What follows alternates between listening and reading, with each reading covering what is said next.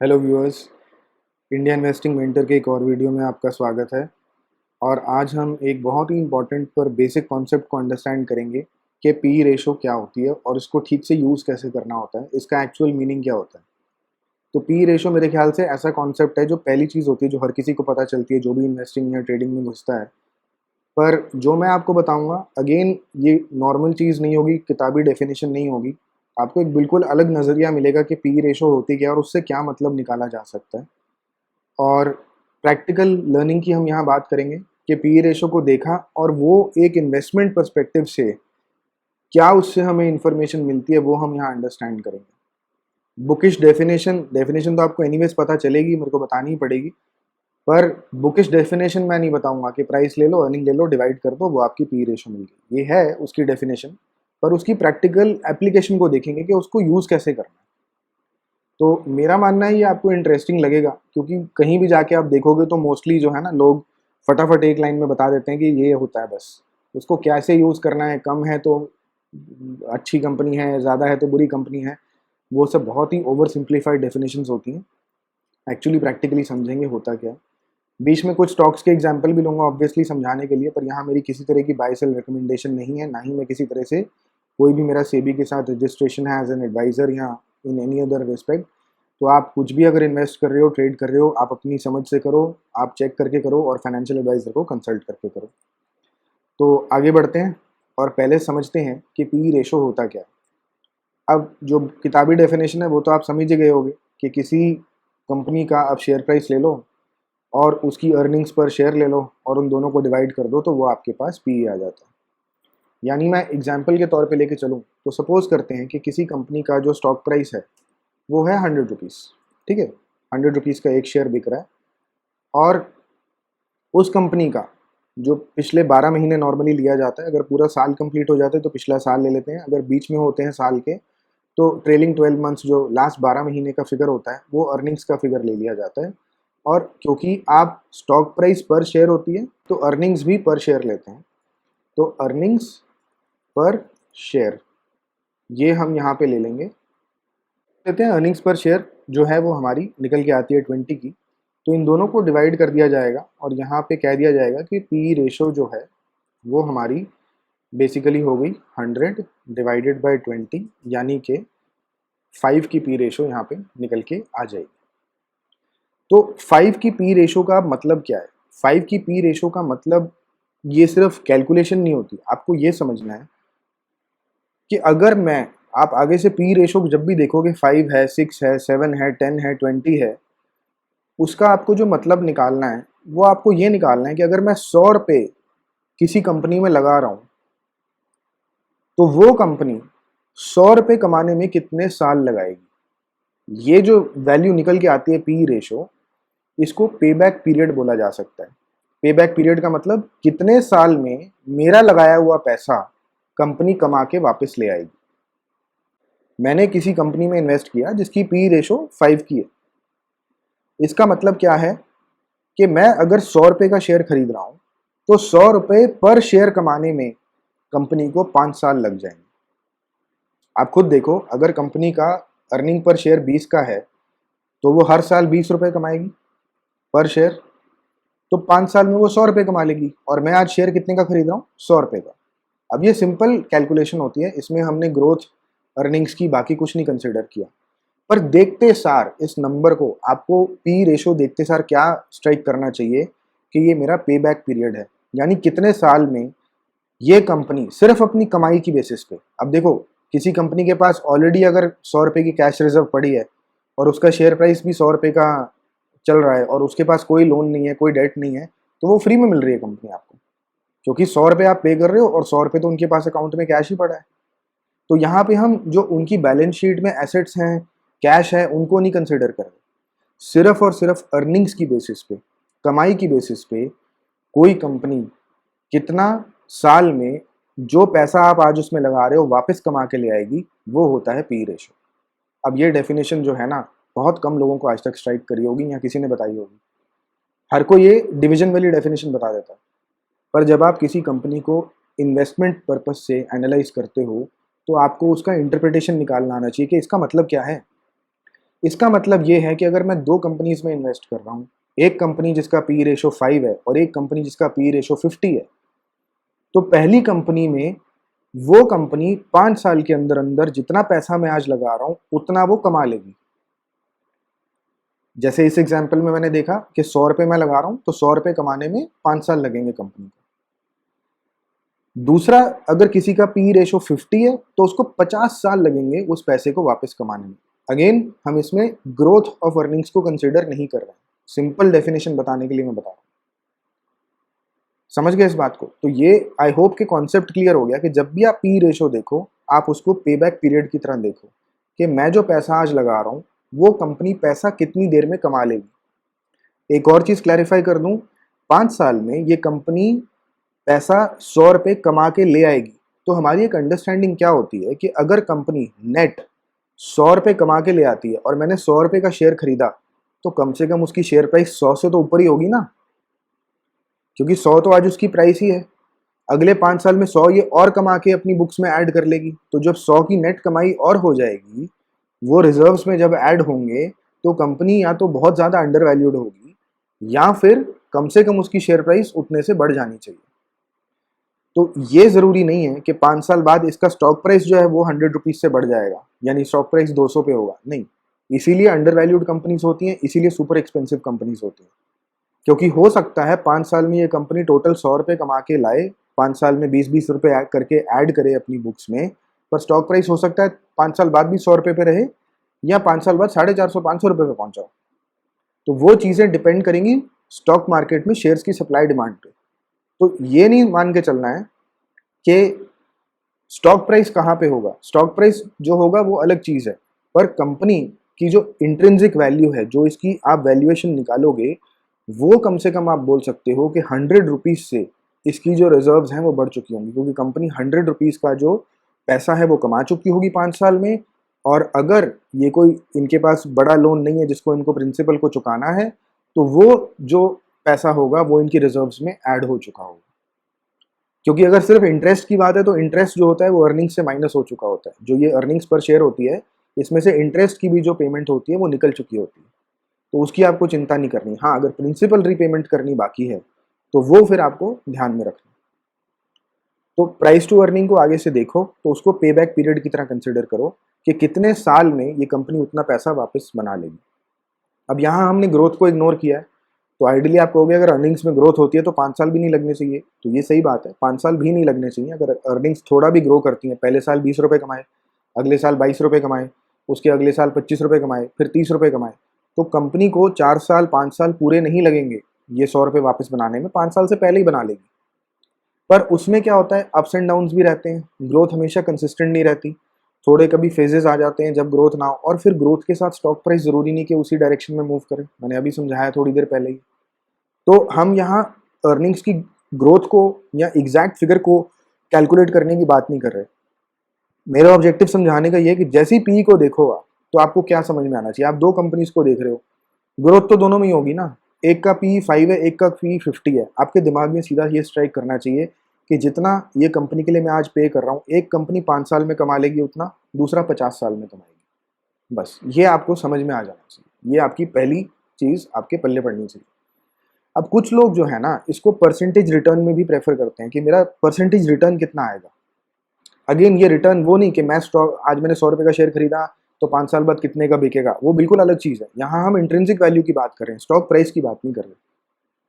तो उसका भी सिंपल तरीका होता है कि जितना पी है उसको 1 से डिवाइड कर दो और उसको परसेंटेज फॉर्म में ले लो। जैसे यहाँ पे पी हमारा 5 का था, तो 1/5 20% होता है।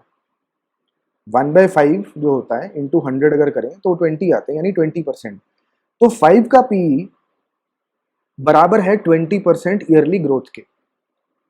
आप ये कह लो कि कंपनी 5 साल में मेरे पूरे 100 रुपये वापस जो मैं लगा रहा हूँ कमा लेगी, या ये कह लो कि जितने मैंने पैसे लगाए हर साल उसका 20% कमा लेगी, दोनों एक ही बात है ना। तो ये आपकी प्रेफरेंस है। कुछ लोग परसेंटेज में प्रेफर करते हैं कि जितना मैं पैसा लगा रहा हूँ मुझे साल का कितना रिटर्न मिलेगा, कंपनी कितना परसेंट कमा लाएगी एक ही साल में। और कुछ लोग ऐसे प्रेफर करते हैं कि कितने साल में जो है मेरा पूरा पैसा वापस आ जाए। तो दोनों तरीके से लिया जा सकता है। अब उसी तरह से जो मैंने दूसरा एग्जांपल लिया था, जिस कंपनी का पी 50 है, वो 50 साल में आपके लगे हुए पैसे वापस कमा के लाएगी, अपनी अर्निंग्स में ऐड करेगी, पर उसका जो आपका, अगर आप परसेंटेज ग्रोथ निकालोगे, वो सिर्फ 2% है, क्योंकि उसको 50 साल लग रहे हैं ना पूरा पैसा वापस कमाने में। कि मतलब पर शेयर आपने प्राइस जो भी पे की, सपोज करो आपने 100 रुपए की प्राइस पे की पर शेयर, तो 100 रुपए कमाने में उसे पर 50 साल लग रहे हैं, तो 50 साल का मतलब हर साल वो सिर्फ 2 रुपए कमा के ला रही है ना, तो 2% आपको रिटर्न मिल रहा है।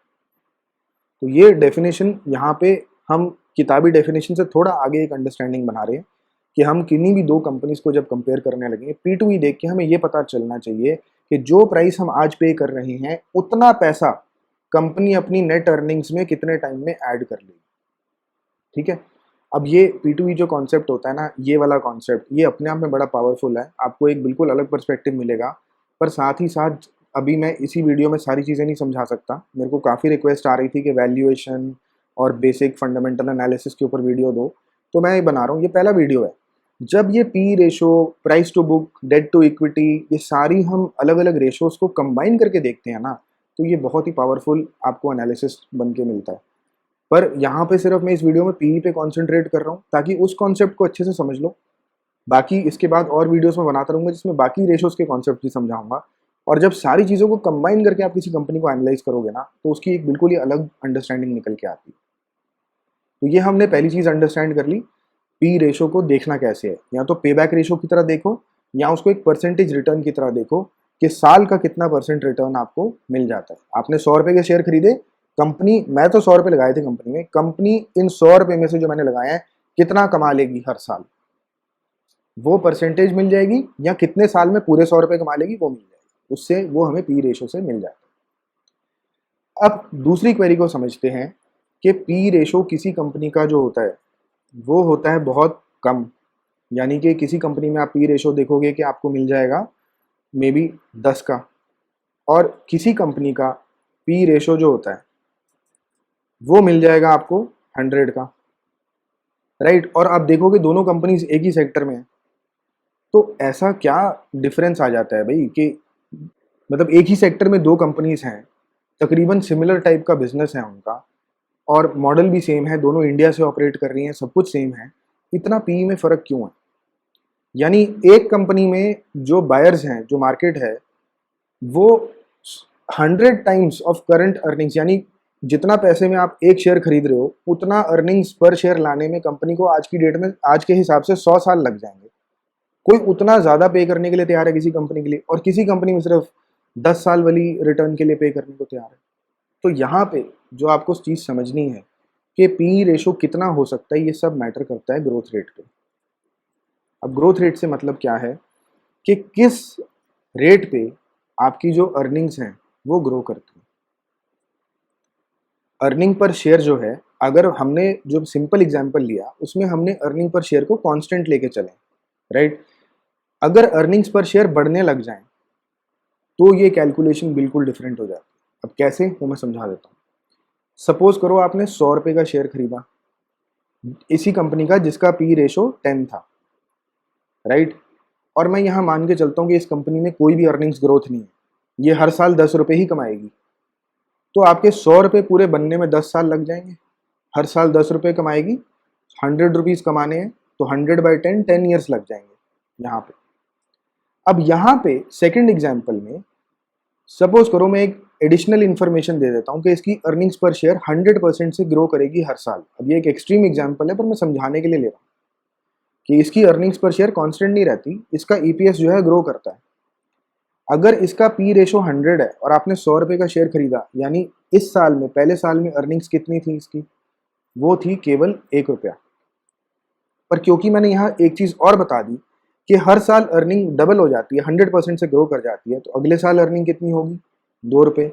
उसके अगले साल अर्निंग कितनी होगी, 4 रुपये। उसके अगले साल 8 रुपये, फिर 16 रुपये, फिर 32 रुपये, और फिर 64 रुपीज़। अब अगर इन सारी अर्निंग्स को ऐड कर दिया जाए, 1 + 2 + 4 + 8 + 16 + 32, तो तकरीबन 5.5 साल में आप देखोगे कि टोटल 100 की अर्निंग्स हमारी वापस आ जाती है। यानी सिर्फ हम अगर पी रेशो यहाँ पे पहले साल की देखते तो हमें लग रहा था 100 साल लग जाएंगे, 100 रुपये वापस आने में 100 साल लग जाएंगे। पर क्योंकि इसकी अर्निंग्स में काफ़ी ज़्यादा ग्रोथ थी, तो 5.5 साल में 100 रुपये वापस बन गए। आ रहा है बात समझ में? यानी अगर मैं इसकी ग्रोथ को इंक्लूड कर देता, अर्निंग्स की ग्रोथ को इंक्लूड कर लेता, तो जहां मुझे पहले पी 100 का दिख रहा था, 5 साल के बाद वो इफेक्टिवली पी 100 का नहीं रह गया, वो 5.5 का हो गया, जो कि 5.5 साल में पैसे मेरे पूरे वापस आ गए ना। पी का मतलब क्या था, हमने देखा पे बैक पर टाइम कितना है। तो यहाँ 100 रुपये बनने में देखो 1 से 32 तक आप ऐड करोगे तो 100 रुपये से कम रह जाएंगे। 5 साल में 100 रुपये नहीं बन पा रहे, पर आप इसमें आधे पैसे ले लो, 6 महीने और 5.5 साल में 32 रुपये और ऐड होंगे जब, तो ये पूरा ऑलमोस्ट 100 के आसपास पहुंच जाएगा। यानी 5.5 साल में जितने का मैंने 100 रुपये का अगर मैंने शेयर खरीदा था, तो 5.5 साल में कंपनी जो है वो 100 रुपये कमा के वापस ले आती। तो इसका मतलब क्या हो गया कि पी रेशो जो होती है वो हाई भी हो सकती है और लो भी हो सकती है। मैंने आपको अभी करके बताया कि जिस कंपनी का पहले साल में यानी 5 साल पहले हमें लग रहा था कि पी रेशो 100 है, उसका इफेक्टिवली 5 साल के बाद जो पी रेशो निकल के आया वो 5.5 निकल के आ रहा है, राइट। जब हम उसको बाद में देखते हैं, क्यों? क्योंकि उसकी अर्निंग्स में एक सिग्निफिकेंट ग्रोथ थी। वेराज जिस कंपनी में बिल्कुल ग्रोथ नहीं थी, उसका पी 10 था, 10 का 10 ही रह गया, यानी उसको 10 साल ही लगे ग्रो करने। तो यहाँ पे कॉन्सेप्ट निकल के क्या आता है कि पी रेशो जिन कंपनीज की हाई रहती है, वहाँ पे वो चीज़ तब जस्टिफाइड होती है अगर उसकी जो अर्निंग्स है, अर्निंग्स की ग्रोथ है जो, उसका काफ़ी हाई रेट ऑफ ग्रोथ है। अगर किसी कंपनी का पी रेशो हाई है तो क्या वो खराब कंपनी है? बिल्कुल भी नहीं। अगर किसी कंपनी का पी रेशो लो है तो क्या वो अच्छी कंपनी है? बिल्कुल भी नहीं। हमेशा पी रेशो को आपने एक चीज़ के साथ ऐड करके देखना है कि इस कंपनी का ग्रोथ कितना है। और दूसरा चीज़ को ध्यान में रखना, ग्रोथ को कंसिडर करते वक्त कभी भी ये मत सोचना कि जो कंपनी ने पास्ट में ग्रो किया है उतना ही वो फ्यूचर में भी ग्रो करेगी। हमेशा आपको एक कंजर्वेटिव एस्टिमेट लेना होता है, और बेस्ट एस्टिमेट आपको तब मिलेगा कि आप उस कंपनी के सेक्टर को देखो, उस कंपनी के जो सबसे बड़ी कंपनीज हैं उनको देखो कि वो किस रेट पे ग्रो कर रहे हैं। और ये मैं अब एग्जांपल में समझाऊंगा, आपको समझ में आएगा। पर जब कंपनीज छोटे साइज में होती हैं ना, तो वो जल्दी ग्रो करती हैं, पर जब कंपनीज बड़ी हो जाती हैं तो उनका ग्रोथ रेट स्लो हो जाता है। तो आप अगर छोटी कंपनी में इन्वेस्ट कर रहे हो तो कुछ साल तक वो फास्ट ग्रो करेगी, पर अगर आप ये मान के चलोगे कि वो अगले 25, 30, 40 साल तक हाई रेट पे ही ग्रो करती जाएगी, तो वो पॉसिबल नहीं होने वाला। तो वहाँ कैलकुलेशन हमारी गलत हो जाती है। यहाँ पे जो मेन कॉन्सेप्ट मेरे को समझाना था वो ये कि पी रेशो हाई या लो होना ये चीज़ नहीं जस्टिफाई करता कंपनी अच्छी है या ख़राब है। साथ में उसका जो ग्रोथ रेट होता है वो हमें देखना होता है कि कितना ग्रोथ रेट इसको सालों साल मिल सकता है, अगले 10 साल तक किस एवरेज रेट पे ये ग्रो कर सकती है। अगर वो ग्रोथ रेट किसी कंपनी का ज़्यादा है तो उसके लिए हाई पीई भी अच्छी बात है। अगर वो ग्रोथ रेट कम है और ज़रूरत से ज़्यादा कम है तो लो पीई भी उसके लिए बुरी बात है। तो सिर्फ हाई या लो पीई को नहीं हमें देखना, हमें इसीलिए बिजनेसेस को अंडरस्टैंड करना पड़ता है, क्योंकि बहुत बिजनेस ऐसे होते हैं जो थोड़ा थोड़ा हर साल कमाते रहते हैं और उसमें ग्रोथ नहीं होती। जब ग्रोथ नहीं होती तो फिर उस कंपनी में इन्वेस्ट करना गलत बात नहीं है, अच्छी बात है, पर वहाँ पीई आपको बहुत अच्छा मिलना चाहिए।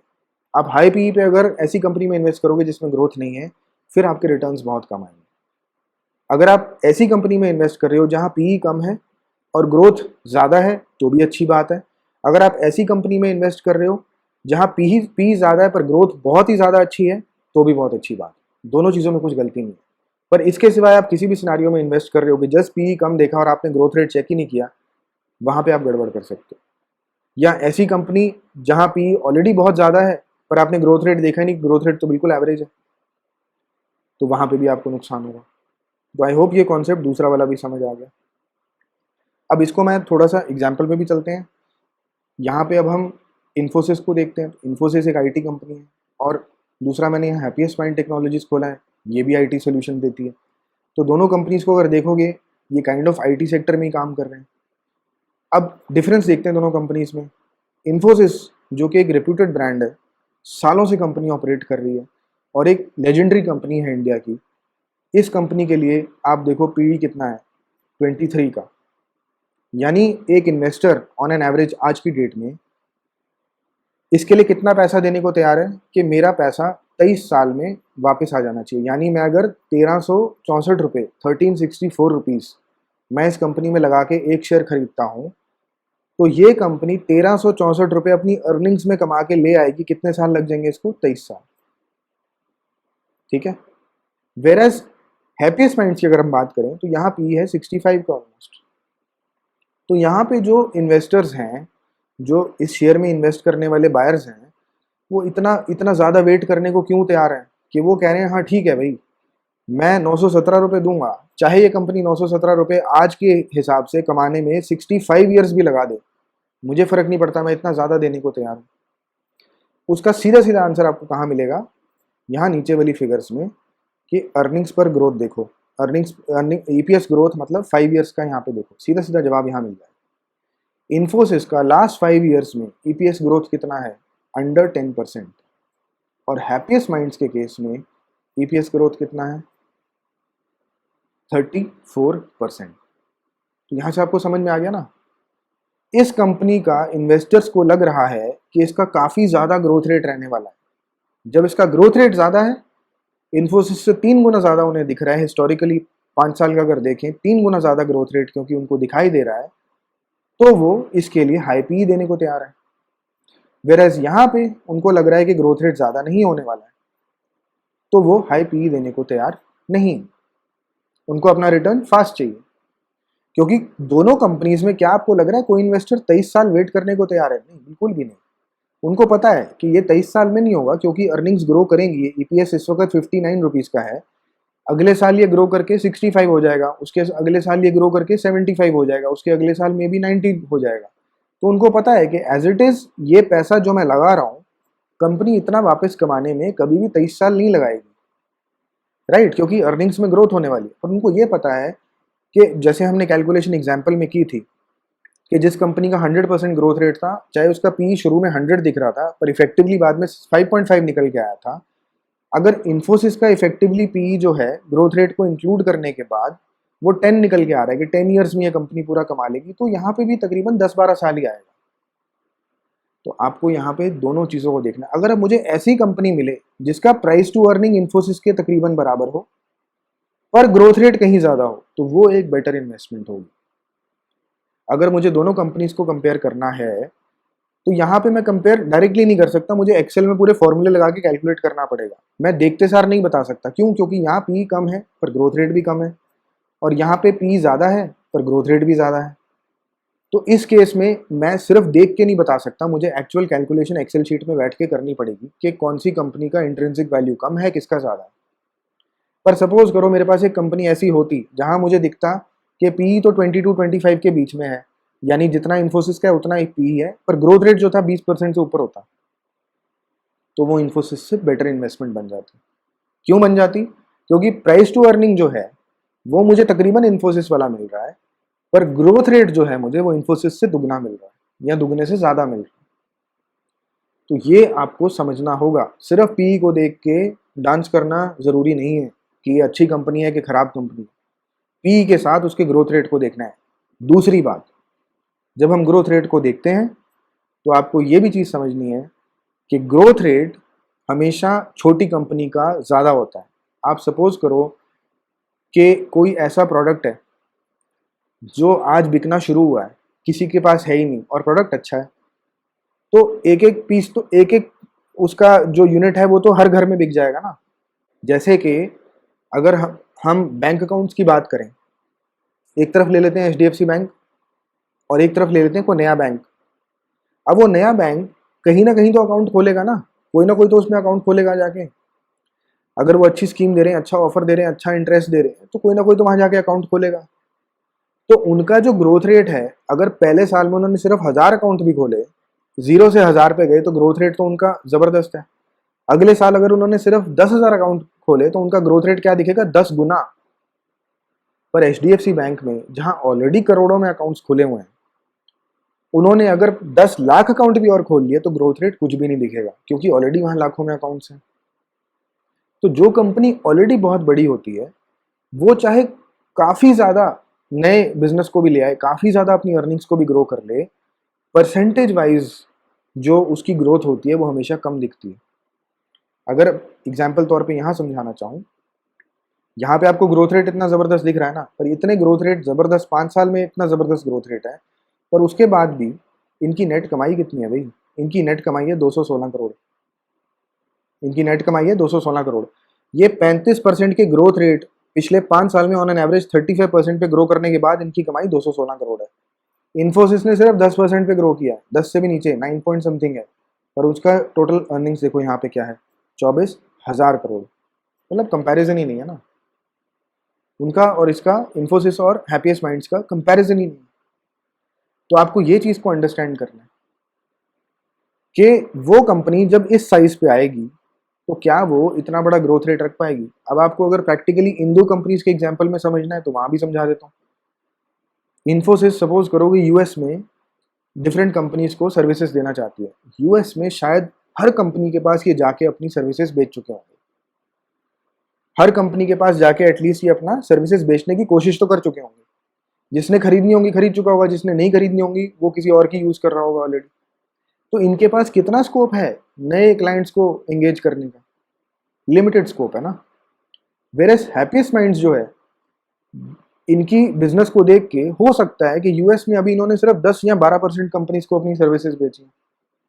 ये अभी अगर बाकी जितनी कंपनीज हैं, अगर 400-500 कंपनीज और बची हैं जिनको इन्होंने आज तक अभी अपनी सर्विसेज ऑफर ही नहीं की, अगर इनकी मार्केटिंग टीम जाके उनको बेचने की कोशिश करेगी और उसमें से 10% ने भी खरीद लिया तो इनकी ग्रोथ रेट अभी तो अच्छी आएगी ना।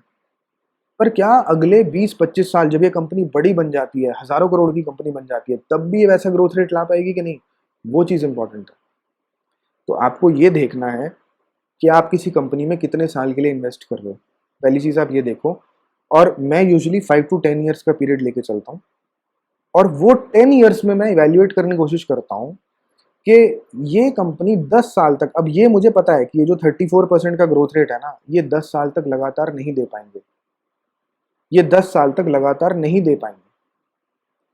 तो मेरे दिमाग में आज मैं ये ग्रोथ रेट को लेके नहीं चलूंगा, मैं एक थोड़ा सा कंजर्वेटिव ग्रोथ रेट लेके चलूंगा कि अगर आज ये ग्रोथ रेट है और मेरा 10 साल का होराइजन है, तो 10 साल में मेरे को क्या लगता है किस रेट पे ये ग्रो कर सकते हैं, उस हिसाब से फिर मैं कैलकुलेशन करूंगा।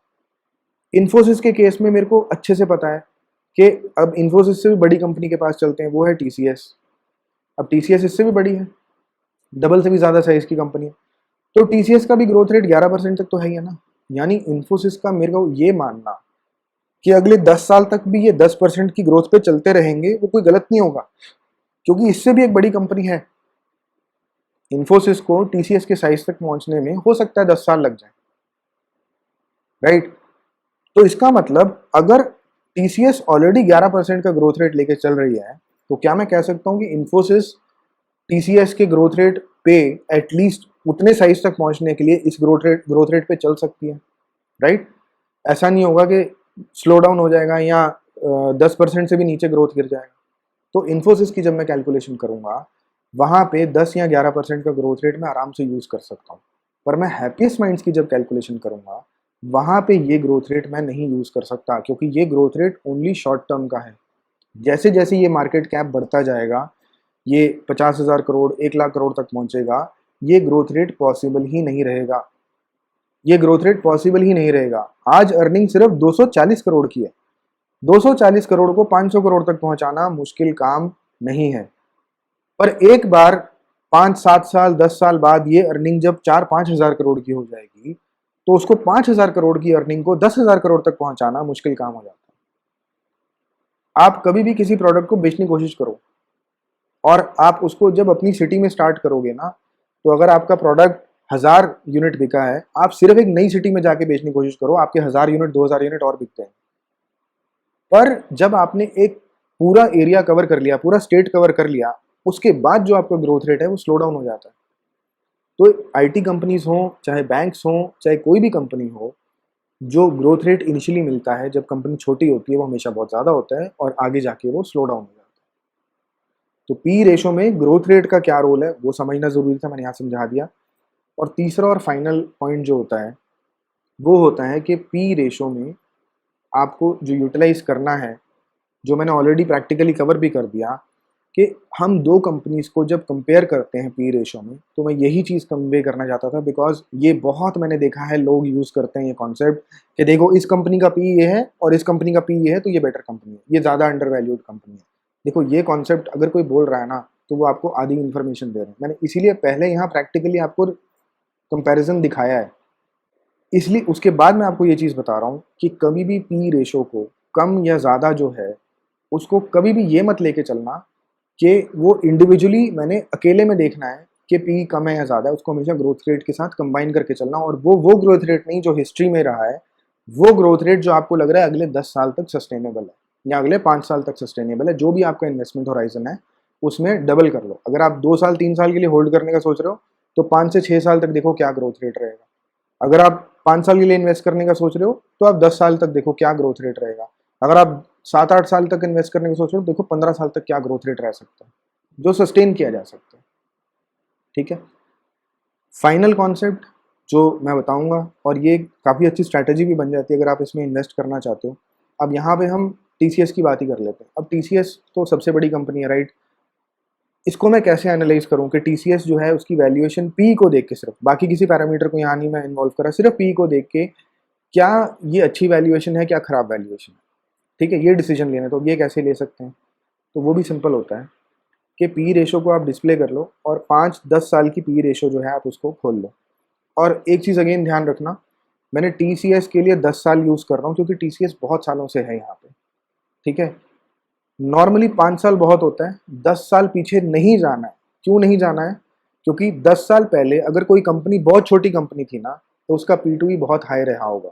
क्यों हाई रहा होगा, क्योंकि उस वक्त उसकी अर्निंग्स ग्रोथ जो थी वो ज़्यादा थी। जब कंपनी छोटी होती है, मैंने अभी समझाया ना, उसका ग्रोथ ज़्यादा होता है, तो पी उस वक्त ज़्यादा रहने के चांसेस होते हैं। अब 5 साल पहले भी हमें पता है कि टीसीएस एक फेयरली बिग कंपनी थी, ऐसा नहीं था कि छोटी कंपनी थी, तो इसलिए इनके लिए 5 साल में लेके चल रहा हूँ। अब 5 साल में हम देखते हैं कि पी ने किया क्या, कहाँ कहाँ रहा। तो पी का पहले हम लोएस्ट वैल्यू निकालते हैं। यहाँ मुझे लोएस्ट दिख रहा है, ये अराउंड 19 है। 19 इसका लोएस्ट वैल्यू रहा है, और हाईएस्ट वैल्यू जो इसका रहा है वो कहाँ रहा है, 40 के अराउंड। तो अब मुझे पहले तो एक रेंज पता चल गई कि ये कंपनी हिस्टोरिकली पिछले 5 साल को अगर मैं चेक करता हूँ, तो 19 से लेके 40 के पी के बीच में घूमती रहती है। ठीक है ना। अब यहाँ मैं किसी और कंपनी के साथ कंपेयर नहीं कर रहा, वो मैंने आपको बता दिया कि पी टू पी कंपेरिजन तो वैसे ही गलत है, साथ में ग्रोथ रेट देख के आपको कंपेरिजन करना पड़ेगा। पर अब सपोज करो कि आप सिर्फ एक कंपनी को देख रहे हो और आप एक जस्ट आइडिया लेना चाह रहे हो कि ये कंपनी इस वक्त चीप है कि महंगी है।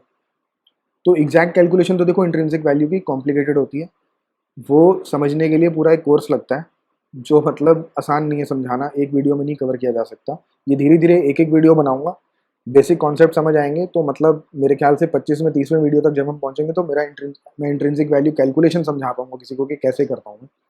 पर वो एक कॉम्प्लिकेटेड कॉन्सेप्ट होता है, डिस्काउंटेड कैश फ्लो वैल्यूएशन बोलते हैं उसे। और अगर वो 50 लोगों से कराओगे ना, तो 50 अलग आंसर आते हैं, क्योंकि हर कोई अपना तरीका यूज़ करता है। तो अभी के लिए एक सिर्फ पी को देख के जजमेंट कैसे लेनी है वो मैं बता रहा हूँ यहाँ पे। तो मिनिमम पी यहाँ पे 19 था, हाईएस्ट पी यहाँ पे 40 था। ठीक है, ये हमें पता चल गया।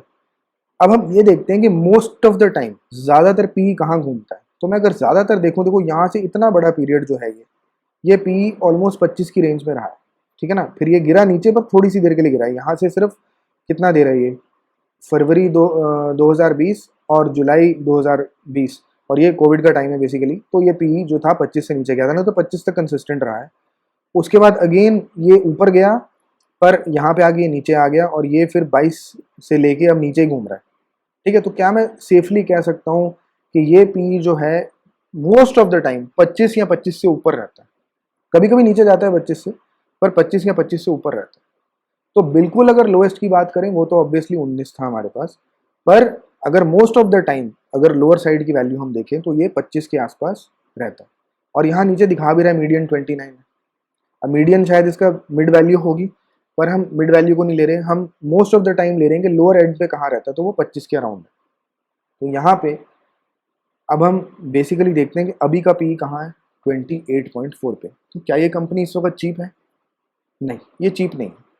जितना इसका नॉर्मल पी रहता है, ना ये ओवर एक्सपेंसिव है ना ये ओवर चीप है, ये बेसिकली अपनी एवरेज वैल्यू पे ट्रेड कर रही है। ये बात क्लियर समझ में आ गई। अब इसी को हम कंपेयर कर लेते हैं किसी और कंपनी से। तो अब ये देखो, यहाँ पे हम कंपनी को ही कंपनी के अगेंस्ट कंपेयर कर रहे हैं। यहाँ पे हम कोई दो कंपनीज को आपस में नहीं कंपेयर कर रहे। अब हम किसी और कंपनी को देख लेते हैं, जैसे बैंक ऑफ बड़ौदा आ रहा है यहाँ पे, तो बैंक ऑफ बड़ौदा ले लेते हैं। तो बैंक ऑफ बड़ौदा में आपको अब 6.71 पी देखा। पहला आपका क्या इसका एनालिसिस होना चाहिए कि जितना ये कंपनी, अगर मैं आज 193 रुपीज़ का शेयर खरीद रहा हूँ, तो 193 रुपीज़ पर शेयर पैसा वापस कमा लेने में इस कंपनी को तकरीबन 6.7 ईयर्स लग जाएंगे। फिर यहाँ पे नीचे जाके ग्रोथ देख लो कि यार ग्रोथ जो है अच्छी खासी है, ऐसा तो है नहीं कि ग्रोथ नहीं है। तो एक्चुअली 6.7 ईयर्स भी नहीं लगेंगे, उससे कहीं कम लग जाएगा। वो एक मुझे यहाँ पे आइडिया हो गया। और पी अब इसका जो है वो कम है ज़्यादा है, तो इसको भी 5 साल देख लेते हैं। तो 5 साल में यहाँ बिल्कुल ही क्लियर है। अब इसमें बीच में शायद इसने लॉसेस बुक किए हैं, जब लॉसेस होते हैं तो पी टू ही आपका नेगेटिव हो जाता है। तो उतनी देर इसके पी यहाँ पे नंबर्स नहीं है, पर पी देखो कॉन्स्टेंटली नीचे गिर रहा है। और यहाँ पे अब देखो, यहाँ 21-22 तक पी रहता था ये एक साल में। फिर कोविड के टाइम में ऑब्वियसली इनके पास लॉसेज आए होंगे, और फिर पी जो था फिर भी 13-14 तक चल रहा था। फिर ये बढ़ा, फिर ये 33 तक गया, फिर ये नीचे गिरा, फिर ये 10-12 वाली रेंज में रहा, और अब पी गिर के फिर 6-7 वाली रेंज में आया। करते करते करते करते अब प्राइस टू अर्निंग जो है वो 6.7 पे आके रह गया। यानी पी टू ई जो है वो इस वक्त हिस्टोरिकली जो इस कंपनी का पी है उसमें लोएस्ट पे ट्रेड कर रहा है। अब देखो ये पी पहले कितना यहाँ पे होता था, राइट, और ये बहुत पहले का टाइम है। इस वक्त मतलब जो पब्लिक सेक्टर बैंक्स होते थे उनमें कोई ज़्यादा एफिशिएंसी नहीं होती थी। अब तो बहुत ज़्यादा एफिशिएंट हो चुके हैं बैंक्स, बहुत ज़्यादा प्रॉफिटेबल हो गए, राइट। और दूसरी चीज़ अब हम ये देखते हैं कि पिछले 5 साल ले लो या पिछले 3 साल ले लो, इसमें कंपनी में अच्छी खासी अर्निंग्स में ग्रोथ है। तो जब पिछले 3 साल में ग्रोथ है, तो यानी मैनेजमेंट पिछले 3 साल में, तो रीसेंट टाइम है ना कुछ अच्छा कर रही है। तो जब इस लेवल की आपको ग्रोथ मिल रही है और पी आपको इतना कम मिल रहा है, क्या ये अच्छी चीज़ नहीं हो जाएगी? अब मैं जो कंपैरिजन बता रहा था उसको मैं यहाँ पे एक हम HDFC बैंक से कंपेयर करते हैं, तो आपको आइडिया हो जाएगा मैं क्या कहना चाह रहा हूँ। अब देखो HDFC बैंक का पी कितना है, 25। यानी अगर मैं सिर्फ बैंक ऑफ बड़ौदा और इसको कंपेयर करूँ तो 4 गुना HDFC का पी है। पहली चीज़ तो ये क्लियर होगी, जो वैल्यूएशन है उसमें पी का रोल था ना। और अगर ग्रोथ रेट को देखें तो इनकी ग्रोथ रेट बिल्कुल 18% की है, 3 साल में भी 5 साल में भी। यानी HDFC बैंक में जो ग्रोथ है वो 18% की है।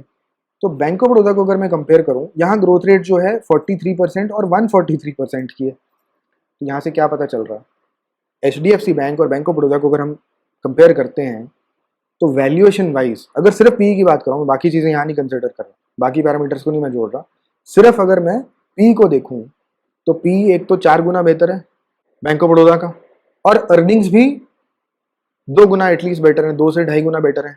एक की 18% है, दूसरे की मिनिमम 43% है। इसका मतलब क्या मिल जाता है आपको? इसका मतलब क्लियर कट मिल जाता है कि बैंक ऑफ बड़ौदा दोनों पैरामीटर्स में बेटर है। यानी यहाँ आपको कम मल्टीपल पे करना पड़ रहा है, आपका पे बैक पीरियड कम है, और ग्रोथ क्योंकि ज़्यादा है तो पे बैक पीरियड इससे भी कहीं कम रह जाएगा, राइट। वेरएज यहाँ पे बैक पीरियड ऑलरेडी 25 साल का है और ये रिड्यूस भी होगा इस अर्निंग ग्रोथ की वजह से, तो कम रिड्यूस होगा ना। बैंक ऑफ बड़ौदा का तो बहुत ज़्यादा जल्दी रिड्यूस हो जाएगा। तो अगर मैं इन दोनों बैंक्स की वैल्यूएशन को कंपेयर करना चाहूँ, जस्ट देख के बताना चाहूँ कि बेटर बैंक कौन सा है वैल्यूएशन के टर्म्स में, क्या मैं सीधे से बोल सकता हूँ कि बैंक ऑफ बड़ौदा चीपर है? तो ये डिसीजन जो लेने की कैपेसिटी है सिर्फ देखते सार और एक्यूरेटली लेना है। अगर आप ये अर्निंग्स ग्रोथ को छोड़ दोगे ना तो एक्यूरेसी नहीं आएगी। सिर्फ पी को देख के तो कोई भी बता देगा ना, पर देखो चीज़ों को हमें सिंप्लीफाई करना होता है, पर उतना सिंप्लीफाई करना होता है कि उनकी एक्यूरेसी इफेक्ट नहीं होनी चाहिए। ये नहीं करना चाहिए कि इतना सिंपल बना दो किसी चीज़ को कि वो गलत ही आंसर देने लग जाए। सारे लोग पी कम है, कंपनी चीप है, इसको खरीद लो। अरे पी के साथ आप इस चीज़ को कंबाइन करके बात करो ना। मैं ये नहीं कह रहा कि चीज़ों को कॉम्प्लिकेटेड बना दो, चीज़ों को सिंपल रखो, पर उतना सिंपल करो जिसमें कि उसमें जो हम इंफॉर्मेशन निकालना चाह रहे हैं वो इंफॉर्मेशन डिस्टॉर्ट नहीं हो जाए, वो इनएक्यूरेट नहीं बन जाए, ठीक है। तो अब ये दोनों चीज़ों का कंपैरिजन एक्यूरेट रहेगा। अब मैं नेक्स्ट वीडियो में बनाने की कोशिश करूँगा, कहीं ना कहीं कवर करने की कोशिश करूँगा। एक प्राइस टू बुक वैल्यू होती है, मैंने अगर आपने मेरे बैंकिंग के वीडियोस नहीं देखे तो बैंक ऑफ इंडिया का एनालिसिस किया है, मैंने IRFC का एनालिसिस किया है, क्योंकि NBFC हो चाहे बैंक हो, ये सारे के सारे जो भी जिस भी बिजनेस में पैसा लोन पे दिया जाता है उसमें मैंने बताया है कि बुक वैल्यू बहुत इंपॉर्टेंट होती है, क्योंकि बुक वैल्यू वो पैसा होता है जो आपका अपना पैसा रिजर्व्स में होता है, और अपने पैसे पे आपका जो नेट इंटरेस्ट मार्जिन होता है वो मैक्सिमम होता है, क्योंकि आपको कोई इंटरेस्ट पे नहीं करना होता। पैसा आपका खुद का है तो किसी और को तो आपने कोई इंटरेस्ट पे नहीं करना, और आप कमाओगे मैक्सिमम, जो आप लोन पे दोगे जितने पे दे रहे हो उतना पूरे का पूरा आप कमाओगे। नहीं देखा तो वो वीडियोस देखना, आपको समझ में आएगा। और यहाँ पे सिटी यूनियन बैंक का जो मैंने पीछे वीडियो डाला उसमें पूरा मैंने बैंकिंग इंडस्ट्री को एक्सप्लेन किया कि बैंक्स के मार्जिन कैसे होते हैं, बैंक के इंपॉर्टेंट टर्म्स कौन से होते हैं। आधा घंटा ऑलमोस्ट मैंने पूरा सिर्फ बैंकिंग सेक्टर का एनालिसिस एक्सप्लेन किया इन जनरल, तो उसको देखना, आपको पूरा वहाँ मिल जाएगा। पर आप मतलब उसको नहीं भी देखा है तो यहाँ एक बेसिक चीज़ समझ लो कि बुक वैल्यू यहाँ पे 519 की है, आप शेयर के लिए पे कर रहे हो 1600 रुपये, यानी जितना आप पे कर रहे हो सिर्फ उसका 1/3 आपको रिटेन्ड अर्निंग्स की रिजर्व्स में मिल रहा है। Whereas bank of Baroda के केस में आपकी बुक वैल्यू करंट प्राइस से ज़्यादा है, यानी जब आप एक शेयर के लिए 193 रुपीज़ पे कर रहे हो तो 203 रुपये की आपको रिटेन्ड अर्निंग्स ऑलरेडी मिल रही, राइट। तो हर एंगल से मतलब आप यहाँ कंपैरिजन ही नहीं बनता कोई। Growth rate bank of Baroda का ज़्यादा है, जो पी है वो बैंक ऑफ बड़ौदा का कम है, और price to book value ratio जो है वो बैंक ऑफ बड़ौदा का कहीं कम है। तो आपको यहाँ से मतलब सीधा साधा डिसीजन मिल जाता है कि अगर एज एन इन्वेस्टमेंट वैल्यूएशन सिर्फ मैं देखना चाहूँ तो bank of Baroda is at a much much cheaper valuation than HDFC bank. और अब यहाँ ना आपको समझा देता हूँ ये चीज़, ये कोई नहीं बताएगा, हर बंदा ना आपको एक चीज़ बार बार बोलेगा, यार पता नहीं ना कुछ तो गड़बड़ है, कि जो आपका HDFC बैंक है ना, मतलब ये आप एक बार चेक करके बताना मुझे और कमेंट्स में लिखना ज़रूर, कितने वीडियोस में कितने लोगों से आपने ये सुना है कि HDFC ना अब ब्लास्ट करने वाला है, HDFC अब रॉकेट की तरह ऊपर जाने वाला है, ये कंसोलिडेट करे जा रहा है 2-2.5 साल से। अब आप सच में बताओ, इस कंपनी ने 2020 से, इसकी प्राइस कितनी थी 2020 में, स्टॉक प्राइस इसकी अराउंड 1450 रुपये थी, और थोड़ा सा अगर आगे चलें तो फरवरी 21 में इसकी 1600 हो गई थी, आज भी 1600 पे ही चल रहा है, राइट। यानी ऑलमोस्ट 3 साल से इसकी स्टॉक प्राइस ने कुछ नहीं किया, 3 साल से कह रहे कंसोलिडेट कर रहा है क्योंकि ये अब ब्लास्ट करेगा। मुझे सीधी सी बात बताओ ना, ये कंपनी क्यों नहीं ब्लास्ट करी ऊपर? क्योंकि वैल्यूएशन देखो, जो FIIs हैं, जो DIIs हैं, जो इंस्टीट्यूशनल इन्वेस्टर्स हैं, वो तो समझते हैं ना कैलकुलेशंस को, उन्होंने तो प्रोफेशनल बिठा रखे हैं, PhD ला के बिठा रखे हैं उन्होंने अपनी कंपनी में। वो थोड़ी हमारी तरह किसी का वीडियो देख के इन्वेस्टमेंट कर देते हैं, वो अपनी पूरी कैलकुलेशन करते हैं, उन्हें साफ दिख रहा है ना भाई, यहाँ इन्वेस्ट करो, यहाँ ग्रोथ है, इसका शेयर प्राइस देखो कहाँ से कहाँ गया है, इसका शेयर प्राइस देखो कहाँ से कहाँ गया है, ये इस तरह से रॉकेट की तरह ऊपर क्यों गया बैंक ऑफ बड़ौदा का शेयर प्राइस, ये क्यों नहीं कंसोलिडेट करा, ये 2.5 साल से क्यों कंसोलिडेट किए जा रहा है, और ये 3 साल से क्यों यहाँ पे कंसोलिडेशन है? ये 3 साल से कंसोलिडेशन सिर्फ इसलिए रीजन पे है क्योंकि बैंक का एक नाम बहुत अच्छा है, बैंक की परफॉर्मेंस को लेके हाइप बहुत क्रिएटेड है, पर ग्रोथ रेट नहीं है यहाँ पे। यहाँ पे ग्रोथ रेट पॉसिबल है तो शेयर प्राइस ऊपर जा रहा है, और ये और ऊपर भी जाएगा, यहाँ रुकने वाला नहीं है ये, थोड़ी देर रुकेगा, सांस लेगा, क्योंकि अब बहुत अच्छी रैली इसने दी है, पर इसके ऊपर यहाँ से और जाएगा। तो आपको वैल्यूएशन करते वक्त खुद समझना है ना कि कोई FII DII जब आएगा और इन दोनों कंपनीज HDFC बैंक को और इसको एनालाइज करेगा, क्या उसकी ये समझ में नहीं आएगा कि वैल्यूएशन किसका चीप है? क्या उसकी समझ में नहीं आएगा कि ये कंपनी 1 लाख करोड़ की भी नहीं है, 1 लाख करोड़ से 2 लाख करोड़ डबल होने में इसको सिर्फ 1 लाख करोड़ का मार्केट कैप ऐड करना है, वेराज यहाँ पे 12 लाख करोड़ से अगर किसी को पैसे अपने दुगने करने हैं शेयर प्राइस में, तो इस 12 लाख करोड़ को 24 लाख करोड़ बनना है। 24 लाख करोड़ तब बनोगे ना जब इंडिया की इकोनॉमी उतनी ग्रो करेगी। बैंक अपना बिजनेस खुद थोड़ी बना लेगा जाके, बैंक बिजनेस बनाएगा जब जनता के पास पैसा होगा, जब बिजनेसेस के पास पैसा होगा, जब उतने लोन्स लेने लोग आएंगे, जब उतना ग्रोथ होगी कंट्री में। 1 लाख करोड़ की ग्रोथ तो आराम से मिल जाएगी इनको, तो ये पैसा आराम से डबल कर सकते हैं। ये 24 लाख करोड़ की मार्केट कैप कैसे ऐड करेंगे? वो बहुत ही मुश्किल काम है। तो यही डिफरेंस अगर आप समझ जाओगे तो आप अच्छी और ख़राब कंपनीज में और आपका जो रेट ऑफ रिटर्न है उसमें एक नॉर्मल जो इन्वेस्टर इन्वेस्ट करता है, जो 7-8% भी नहीं कमा पाता और जो 25-30% तक बना लेते हैं साल का ऑन एन एवरेज, वो क्या फ़र्क होता है वो आपको समझ में आ जाएगा। तो आई होप ये प्राइस टू अर्निंग का कॉन्सेप्ट आपको समझ में आ गया, आपको प्राइस टू अर्निंग्स को डिफरेंट तरीके से देखना समझ में आ गया। एक कंपनी को दूसरी कंपनी से कैसे कंपेयर करना है, सिर्फ प्राइस टू अर्निंग्स नहीं यूज़ करना, साथ में ग्रोथ रेट को भी देख के चलना है, वो समझ में आ गया होगा।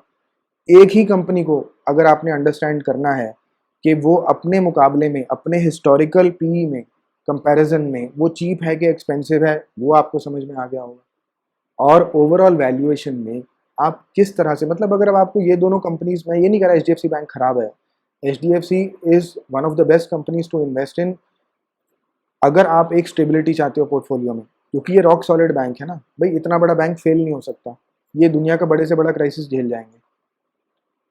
और जो ये पैसा कमा रहे हैं, मतलब ये ट्रेमेंडस अमाउंट ऑफ मनी है। ये वही बात हो जाती है जो इन्फोसिस और हैप्पीएस्ट माइंड्स का मैंने एग्जांपल दिखाया था। हैप्पीएस्ट माइंड्स में बहुत ज़्यादा ग्रोथ पॉसिबल है, पर अब हैप्पीएस्ट माइंड्स जो है वो बैंक ऑफ बड़ौदा के बराबर नहीं मानी जा सकती, क्योंकि हैप्पीएस्ट माइंड्स उससे भी जो है छोटी कंपनी है, 13,000 करोड़ की है। तो आईटी के मुकाबले में जहाँ सबसे बड़ी कंपनी जो है 12 लाख करोड़ की है, 13,000 करोड़ बहुत छोटी है। वेरएज बैंक्स के मामले में जहाँ सबसे बड़ी कंपनी 12 लाख करोड़ की है, एचडीएफसी का कितना है, 12 लाख करोड़ का है, bank of Baroda already 1 lakh crore की तो है ना। तो ये बैंक ऑफ बड़ौदा में इन्वेस्ट करने में वो जो एक रिस्क होता है कि बहुत छोटी कंपनी में आप स्मॉल कैप में इन्वेस्ट कर रहे हो या मिड कैप में इन्वेस्ट कर रहे हो, वो नहीं है, लार्ज कैप में आएगी।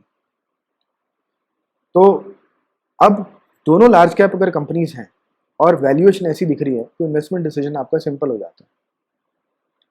तो दोनों कंपनीज अच्छी हैं, पर रिलेटिवली आपको रिटर्न कहाँ जल्दी कहाँ ज़्यादा रिटर्न मिल सकता है वो डिसीजन बहुत ही सिंपल।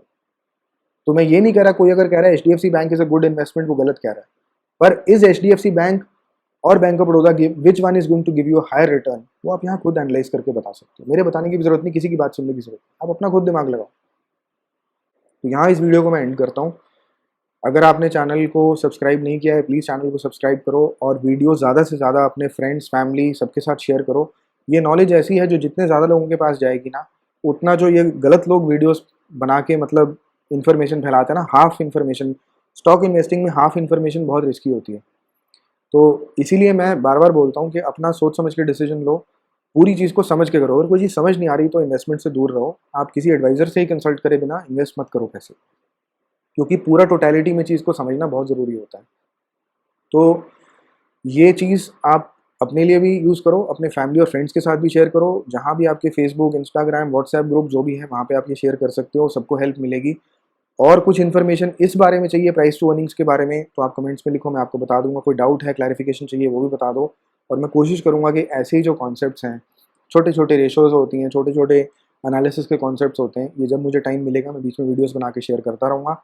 एनीवेज जो मेरे स्टॉक एनालिसिस के वीडियोज़ होते हैं वहाँ इन चीज़ों को मैं कॉल आउट करता हूँ, पर इतना डिटेल में कि एक P2E का क्या मतलब होता है मैंने नहीं कवर किया था, तो वो मुझे लगा कि कवर धीरे धीरे अब करना चाहिए। तो ये फंडामेंटल एनालिसिस की एक मेरे ख्याल से पूरी सीरीज़ बन जाएगी और काफ़ी लोगों ने रिक्वेस्ट भी की है, तो दिस शुड बी हेल्पफुल। तो अगर वीडियो अच्छा लगा लाइक ज़रूर करना, बाकी वीडियोस भी देखो, आपको काफ़ी नॉलेज मिलेगी।